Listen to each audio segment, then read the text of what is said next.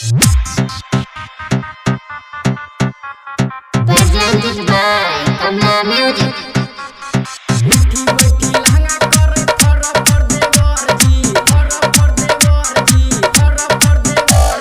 DJ Kunraj Sidhi गरमी से चुबै छै पसेनायो हाइक दुना देवर तनी बेनायो। गरमी से छुए छै पसेनायो हाइक दुनो देवर तनी बेनायो। उठी बैठी लहंगा करे फर फर देवर जी।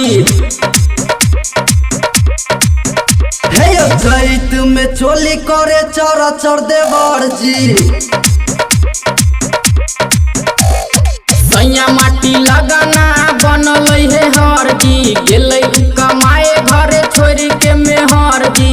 दिन भर गरमी में करे छी कटनिया ठोपे ठोपे छुए छै चरली जवनिया। उठी बैठी लहंगा करे फर फर देवर जी। हे यो चैत में चोली करे चर चर देवर जी। DJ Kunraj Sidhi अभी आप सुन रहे हो कमला बिहारी राजू पसंदी को। चैत में चोली करे चर चर देवर जी, चर चर देवर जी। साया साड़ी चोली में लाग छै गरमी गरमी से ढोरी छिल गेलै हमर नरमी। साया साड़ी चोली में लागै छै गरमी गरमी से ढोरी छिल गेलै हमर नरमी। उठी बैठी लहंगा करे फर फर देवर जी। हे यो चैत में चोली करे चर चर देवर जी। सैया माटी लगाना बनल है हर जी गेलै कमाए घरे छोड़ के मेहर जी। दिन भर गरमी में करे छी कटनिया ठोपे ठोपे छुए छै चरली जवनिया। उठी बैठी लहंगा करे फर फर देवर जी।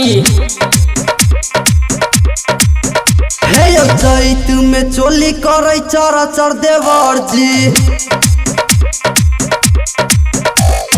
DJ Kunraj Sidhi अभी आप सुन रहे हो कमला बिहारी राजू पसंदी को। चैत में चोली करे चर चर देवर जी, चर चर देवर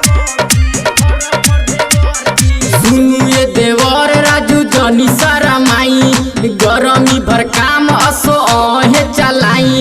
सुनु ये देवर राजू जनी शरमाई गरमी भर काम सो है चलाई।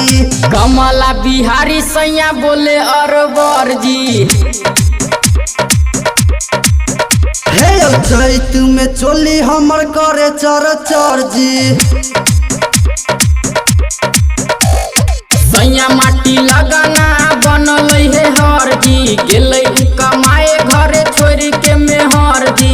दिन भर गरमी में करे छी कटनिया ठोपे ठोपे छुए छै चढ़ली जवनिया।